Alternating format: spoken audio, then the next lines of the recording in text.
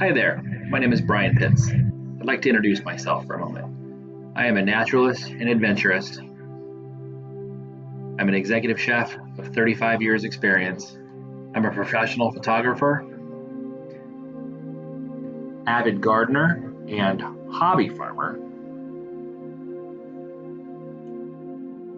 and a small business owner and shop local advocate. I am a husband to the most wonderful, supportive wife. Most importantly, however, I am a father to 6 wonderful children. When Susan and I married, we merged our families. Her 3 boys and my 3 girls, we literally were the Brady Bunch. In 2007, it would be found that I suffered from hypertrophic cardiomyopathy, a congenital defect of the heart that would eventually cause me to suffer a cardiac arrest.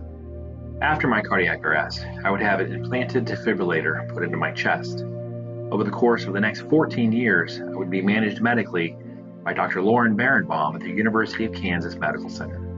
I'd live a fairly normal life up until December of 2021. I would suffer a shock while cooking in the kitchen, and all of that would lead to an eventual diagnosis of hypertrophic cardiomyopathy, end-stage heart failure. Over the course of the next few weeks, it would seem like we literally fell down the rabbit hole of heart failure. Lab test after lab test, doctor visit after doctor visit, and more than one procedure to examine my heart from the interior. The final conclusion from all of this testing would ultimately confirm that I would need a heart transplant, and I would need to be evaluated completely and eventually put on the UNOS transplant list as a level 4. After being listed on the UNOS transplant list, I am sent home on 2 new antiarrhythmic medications, and I just start waiting to receive the call that it's my turn and there's a heart available. Being listed as a 4 on the UNOS transplant list, one could easily expect to wait for up to a year or even longer to receive that phone call that there is a heart available for transplant. It would only be 63 short days until I would suffer another run of ventricular tachycardia, and I would eventually be admitted into KU, elevated to a 2 on the transplant list, and the waiting would continue. Over the next couple of days, my condition would deteriorate very rapidly. My color would be off, I was noticeably bloated from the heart failure, and I just did not feel well at all. Not knowing how long my wait would be in hospital, my friends would come visit me over the next few days.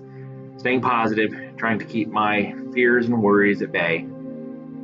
It was wonderful to have this support around me as I was waiting.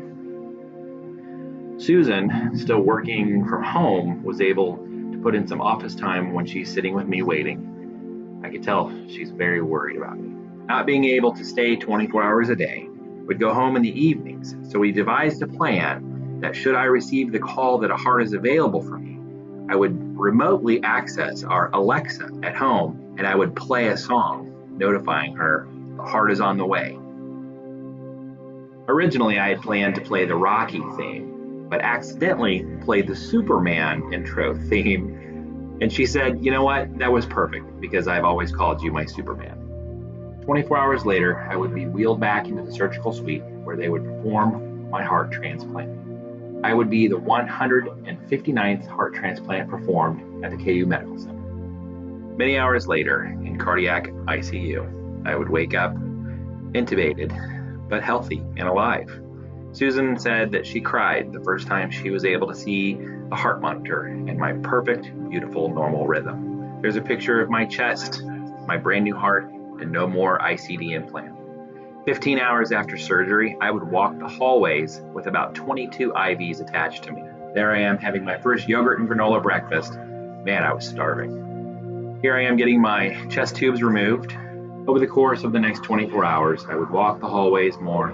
They would advance me to the step-down unit up on the 4th floor, and they would remove that blue and white device on my belly, an emergency defibrillator. Who makes this new heart look good? This guy. After about 6 days of being in the hospital, Lucy, my Boston Terrier, is able to come visit me. I'll tell you, there's nothing that Lucy Love can't fix. The next couple of days, more friends come to visit me. My transplant coordinator, Clinton, comes to check on me every single day. It's always nice to talk to him. And then I'm told day 8, I'll probably be going home the day after. Here I am dancing in the hallways because I am so excited to go home tomorrow.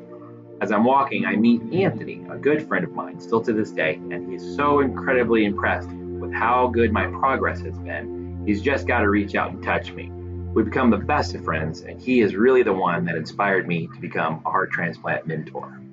Well, there I am, 9 days after receiving a heart transplant. I am headed home. It's wonderful to be back home, and it's virtually like seeing things through new eyes again. It would be a short couple of weeks later that I would attend the Midwest Transplant Network's Legacy Walk, held at the Liberty Memorial in Kansas City annually. It's a fantastic event that celebrates the gift of life, donor families, and transplant recipients. This concludes my story of heart transplant and organ donation. If you aren't already, please go to the UNOS webpage, select your state, and sign up to be an organ donor. It's somebody just like you that saved my life. Thanks.